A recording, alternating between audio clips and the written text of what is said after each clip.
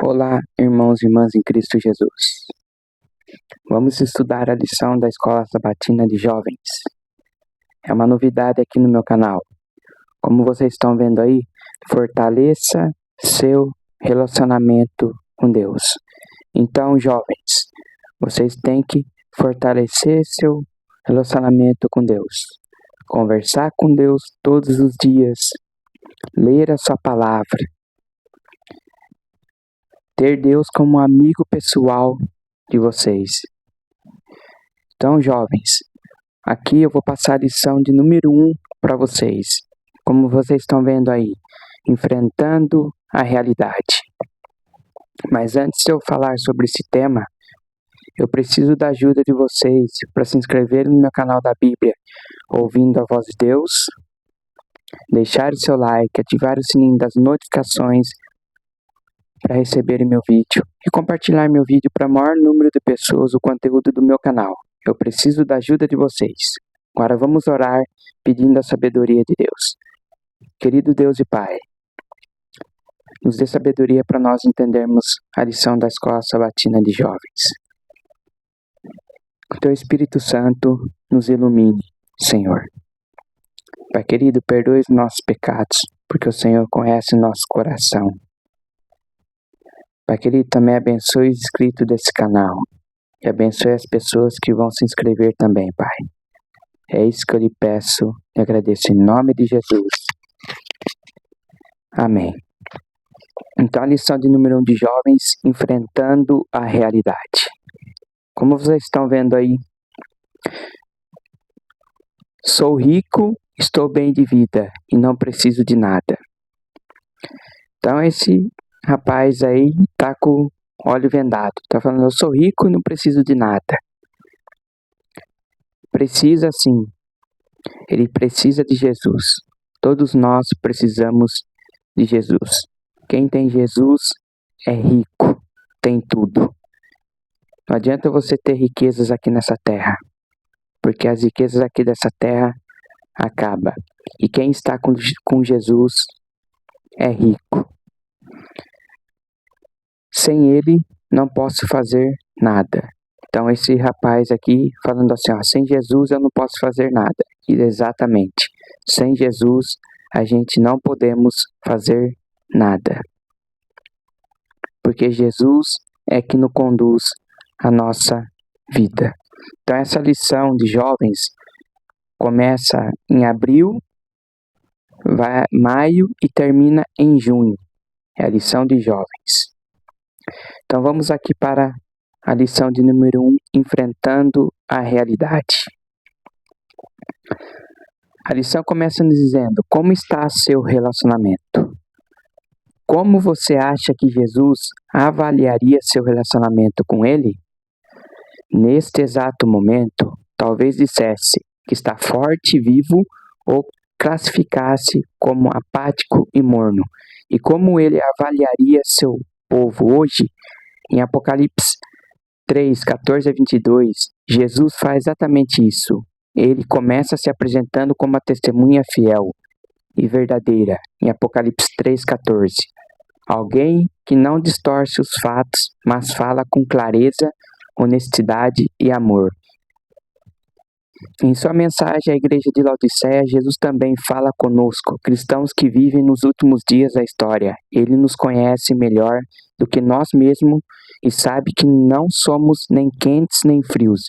Diante do nosso estado espiritual deprovável, declara que está prestes a nos vomitar da sua boca. Contudo, ainda não fez ao contrário. Está nos chamando a reconhecer nossa verdadeira condição e a tomar decisões corretas. Em nosso orgulho dizemos, sou rico, estou bem de vida e não preciso de nada. Apocalipse 3,17. Mas no mesmo versículo, Jesus apresenta uma avaliação bem diferente. Somos infelizes, miseráveis, pobres, cegos e nus. Trata-se de um diagnóstico espiritual. Sério que confronta a nossa autoimagem. Ainda assim, as palavras de Jesus não têm o propósito de condenar ou rejeitar. São convite à cura, ao arrependimento e à redenção. Nos tempos antigos, comprar algo quase sempre significava trocar um bem por outro. Em sua generosidade, Jesus nos oferece uma troca sublime: nossa apatia por ouro, vestes brancas e colírio espiritual. Ele deseja tornar-nos ricos segundo seus padrões, revestir-nos com suas vestes perfeitas de justiça e abrir nossos olhos para enxergarmos nossa necessidade de um relacionamento real e duradouro com Ele. Nesta semana, vamos refletir sobre como está nosso relacionamento com Deus, o que a Bíblia nos diz a respeito, afinal. Só conseguimos avançar quando encararmos a realidade e aceitarmos a solução que Jesus nos oferece. Parte de segunda-feira, uma refeição com Jesus. Na mensagem à igreja de Laodiceia, Cristo nos confronta e desafia, mas também nos convida e fala direto ao coração. Apocalipse 3, 14 a 22. Ele declara: eu repreendo e disciplino aquele que amo, portanto seja zeloso e arrependa-se. A correção divina não é uma demonstração de ira, como quando alguém perde a calma, mas uma expressão genuína de amor.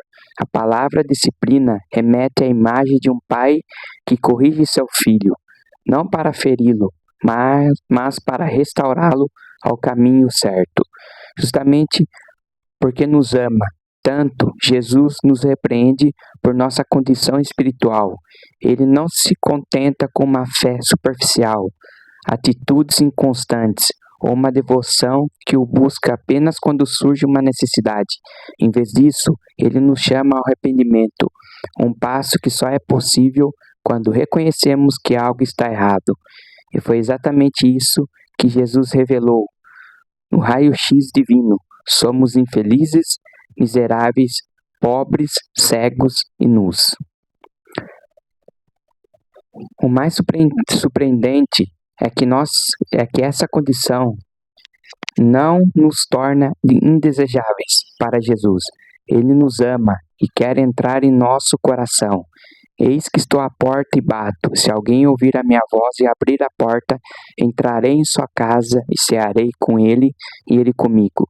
Que cena linda e extraordinária! O Deus do universo quer sentar-se à mesa conosco, compartilhando momentos de comunhão enquanto dividimos o alimento. Isso é relacionamento, intimidade, aliança e reconciliação. Hoje Jesus está em pé batendo a porta do seu coração, esperando com paciência. Talvez você se lembre dessa cena em quadros antigos ou livros infantis. Jesus não força a entrada, nem obriga você a falar com ele. Seu convite é manso, mas urgente, afinal, a vida é curta. Essa cena revela o tipo de relacionamento que Cristo deseja ter com cada um de nós. Agora imagine por um momento quando você se encontrar com Jesus face a face e lançar sua coroa a seus pés em atitude de louvor e adoração. Talvez olhe para trás e relembre as lutas e dificuldades desta vida, apenas para perceber que tudo isso se tornou pequeno diante da eternidade. Naquele dia você reconhecerá que o tempo que passou com Jesus aqui na terra foi a melhor decisão que poderia ter tomado. Pense, o que significa uma condição espiritual morna para você? Pense nisso. Pense e comente no meu vídeo o que você acha de uma condição espiritual morna. O que significa para você? Terça-feira, vencendo a apatia. Depois de descrever nossa apatia espiritual, Jesus afirma que ela precisa ser vencida. Aquele que vencer, darei o direito de se assentar comigo no meu trono, como eu também venci e me assentei com meu Pai no seu trono. Apocalipse 3, verso 21.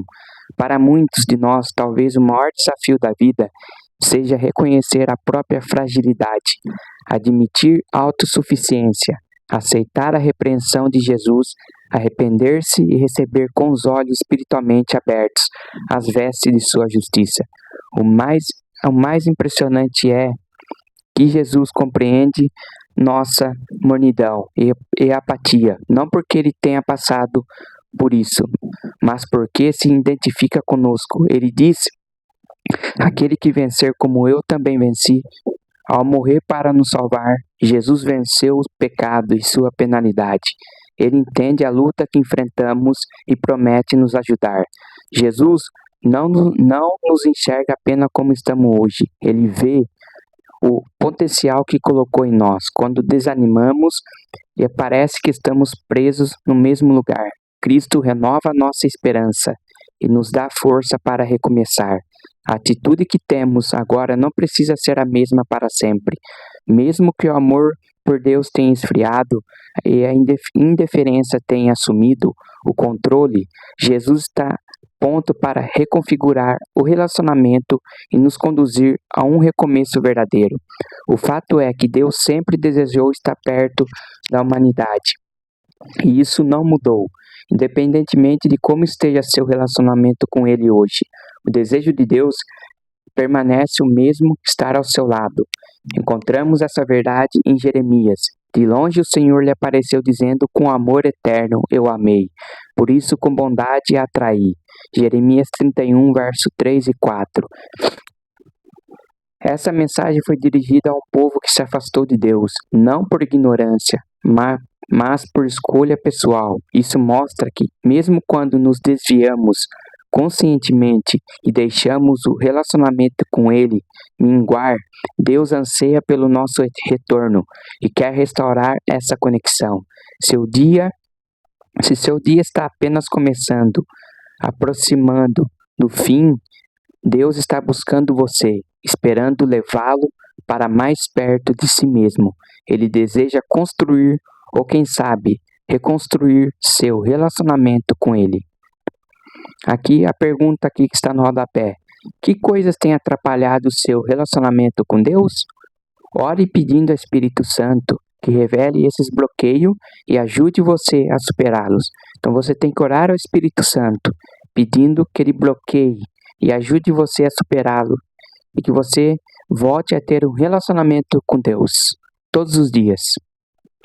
Porque Deus quer conversar com você, Deus quer ouvir a sua voz. Deus nos criou para nós termos um relacionamento com Ele. Parte de quarta-feira, momento hipertexto. Compare: Laodiceia, cujo nome significa julgando um povo ou um povo julgado, era uma cidade situada na Ásia Menor, atualmente na Turquia. Rica e orgulhosa, tornou-se um dos maiores centros financeiros do mundo antigo. Era conhecida pelo ouro armazenado, pela produção de lã preta usada em tecidos e tapetes, e por sua escola de medicina famosa pelo tratamento de doenças oculares.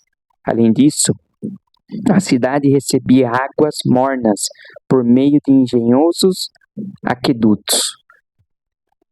É interessante notar que esses mesmos elementos aparecem na mensagem de Cristo à igreja de Laodiceia, símbolo da última fase do povo de Deus na terra. Sua restauração ocorrerá quando ela adquirir ouro refinado pelo fogo, fé que atua pelo amor, Gálatas 5:6, Tiago 2:5, vestes brancas, justiça de Cristo, Gálatas 3:27 e Apocalipse 3:4, e colírio para ungir os olhos, atuação do Espírito Santo em nos convencer do pecado, João 16, verso do 8 a 11. Todos esses itens são obtidos mediante um relacionamento vivo e contínuo com Deus. Então, meus queridos, nós temos que ter o quê? Um relacionamento com Deus. O que é o colírio? Atuação do Espírito Santo em nos convencer do pecado. O Espírito Santo está aqui nessa terra. Ele nos convence do pecado e leva você à verdade. O Espírito Santo é o nosso consolador. É Ele que nos ajuda. É Ele que nos dá sabedoria para nós entendermos a palavra de Deus. O que os textos seguintes nos ensinam sobre essa comunhão transformadora? O desejo de Deus de se conectar com a humanidade. Estão aí os textos. Permanecer em Deus. Estão aí os textos. Eu só não vou ler, porque senão o meu vídeo vai ficar muito longo. Espero que vocês leiam. Espero que todos nós estejamos em um relacionamento com Deus. Nós precisamos de Jesus. Nós precisamos permanecer na videira que é Cristo. Se você desconectar da videira, você é um ramo seco e você não vai dar frutos para Deus, porque ramo seco não dá fruto. Agora, se você permanecer conectado na videira, aí você vai dar frutos. Como é o tema de quinta-feira, conectados na videira. Nós precisamos. Nos momentos finais com os discípulos, antes da cruz, Jesus descreveu o tipo de relacionamento que esperava ter com eles, e conosco também. Em João capítulo 15, verso do 1 ao 11, Cristo utiliza a metáfora dos ramos ligados à videira para mostrar o quanto dependemos dessa conexão com Ele. É interessante que um verbo se repete 10 vezes nesse trecho. Permanecer em Jesus significa viver em constante conexão com Ele. Se permanecermos nele, produziremos frutos. Frutificar é a evidência de que estamos ligados à videira, que confirma que somos discípulos dele. Entre esses frutos estão o fruto do Espírito, em Gálatas 5, 22 e 23. E também a colheita de pessoas que resulta do nosso testemunho, em João 4, verso 35 a 38. Frutificamos para a glória de Deus, não para a nossa.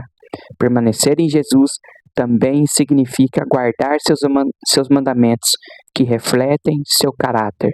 1 João 3, 24. Permanecer em Cristo pode às vezes parecer uma das tarefas mais difíceis da vida. Sabemos que é disso que precisamos, mas a correria do dia a dia nos arrasta e tudo parece pesado demais. Às vezes, a religião se torna uma rotina cansativa, focada apenas em ações externas e não no coração. Mas o que Deus deseja é um relacionamento baseado em amor mútuo e escolha livre. 1 João 4, 19. Muitas vezes estamos apenas parcialmente ligados à videira, sem permanecer com todo o nosso ser. Vamos à igreja, oramos, fazemos o que sabemos ser correto, mas por dentro nos sentimos ressecados. A verdade é que não conseguimos, por nossas próprias forças, permanecer em Jesus.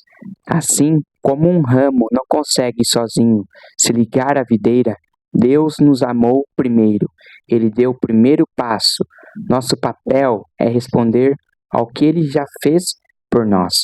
No inverno, os brotos da videira ficam desidratados e dormentes até que a primavera chegue. Quando o sol aquece as raízes, absorvem água. A seiva sobe pelo tronco e a vida nova chega aos ramos, que frutificam no verão. A seiva na videira é como a atuação do Espírito Santo em nós. Podemos estar como um ramo morto, mas quando escolhemos passar tempos com Deus, o Espírito Santo nos traz de volta à vida, permitindo que comecemos a crescer e frutificar. Lucas 11, 13. Pense em quais momentos você esteve mais perto de Deus. Quais momentos você esteve perto mais de Deus? Quais momentos da sua vida? É para pensar. Então, nós temos que voltar para Deus. Estar conectado na videira e não sair nunca de perto da videira que é Jesus. Porque Jesus é tudo em nossas vidas. Parte de sexta-feira, permanecendo em Cristo. Você está permanecendo em Cristo? Você está fazendo a vontade de Deus? Você está pregando a palavra de Deus? Você está levando Deus para as pessoas? Antes mesmo de nosso nascimento, Deus já nos amava e planejava um relacionamento conosco. Como bom pastor, Ele nos busca e nos convida a permanecer nele todos os dias. João 10, 14 e 27. Nossa parte é responder a esse chamado trocando nossa condição que é descrita na mensagem à igreja de Laodiceia, pelas boas dádivas que ele deseja nos dar. Apocalipse 3, 18 e 19. Assim como os ramos de uma videira podem crescer devagar, nosso crescimento espiritual também pode ser lento. Às vezes ele ocorre em saltos, como chuva após a seca, produzindo muito ou poucos frutos. Em qualquer caso, precisamos diariamente da seiva, isto é, do Espírito Santo, para permanecermos ligados a Jesus. Romanos 8, 9 a 11. Que vocês veem esse texto. O renovo é insertado na videira viva, fibra por fibra, nervura por nervura, vai crescendo no tronco. A vida da videira se torna a vida do ramo. Dessa forma, a pessoa morta em ofensas e pecados recebe vida por meio da ligação com Cristo, pela fé nele, como Salvador pessoal. Forma-se essa união. O pecador une-se sua fraqueza à força de Cristo, seu vazio à plenitude dele, sua fragilidade e perdurável resistência do Salvador. Assim ele possui a mente de Cristo. Sua humanidade tocou a nossa, e nossa humanidade tocou a divindade.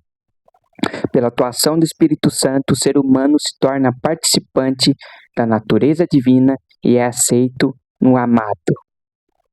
Efésios 1:6. Uma vez formada essa união com Cristo, deve ser mantida. Disse Jesus: permaneço em mim e eu permanecerei em vocês. Como o ramo não pode produzir frutos de si mesmo se não permanecer na videira, mas vocês não podem dar frutos se não permanecer em mim. João 15:4. Isso não é um contato casual. Ora sim, ora não. O ramo se torna parte da videira viva. A transmissão de vida, força e fertilidade da raiz para os ramos é livre e constante. Nem vocês, disse Jesus, podem viver separados de mim. A vida que receberam de mim só pode ser conservada por meio de contínua comunhão. Sem mim, vocês não podem vencer um só pecado ou resistir a uma única tentação. Permaneçam em mim e eu permanecerei em vocês. Permanecer em Cristo significa receber constantemente de seu Espírito uma vida de inteira entrega ao seu serviço. As vias de comunicação entre a pessoa e seu Deus devem estar sempre abertas, como o ramo tira sem cessar a seiva da videira viva. Assim devemos nos apegar a Cristo e receber dele pela fé e força e perfeição de seu caráter. Por meio dos galhos, a raiz, a nutrição, os ramos mais afastados. Da mesma forma, Jesus comunica a corrente do poder espiritual. Todo aquele que crê. Enquanto a pessoa estiver unida a Cristo, não há perigo de que seque o seu ou se corrompa. Ellen White, o desejado de todas as nações, página 544. Parte de sábado, enfrentando a realidade. Permaneço em mim e eu permanecerei em vocês. Como o ramo não pode produzir fruto de si mesmo se não permanecer na videira, assim vocês não podem dar frutos se não permanecerem em mim. João 15:4. Viver hoje exige coragem. Somos pressionados por padrões, distrações e inseguranças que tentam nos afastar de Deus. Mas a verdade é que só um relacionamento íntimo com o Senhor nos dá força para enfrentar a realidade. Ter comunhão com Deus não significa apenas frequentar a igreja e andar com Ele diariamente, conversar, confiar, depender. É entender que a fé não é um esconderijo para fugir da vida, mas a força que nos capacita a encarar cada desafio com esperança. Conta-se a parábola de um alpinista que escalava uma montanha sozinho. No meio da noite, envolto pela escuridão e pelo frio, escorregou e começou a cair. Desesperado, clamou: Deus, me ajuda! Nesse momento, ouviu uma voz suave dizer: Você confia em mim? Então corta a corda. Tomado pelo medo, ele segurou o equipamento com ainda mais força. Na manhã seguinte, seu corpo foi encontrado congelado, a apenas 2 metros do chão. Assim, somos muitas vezes. Pedimos ajuda de Deus, mas nós recusamos abrir a mão do controle.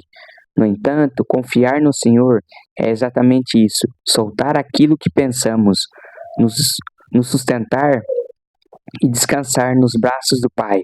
Precisamos entender que fé não é apenas acreditar que Deus existe, mas viver realmente crendo que Ele está no comando. Lembre-se, enfrentar a vida com Deus é escolher permanecer nele todos os dias.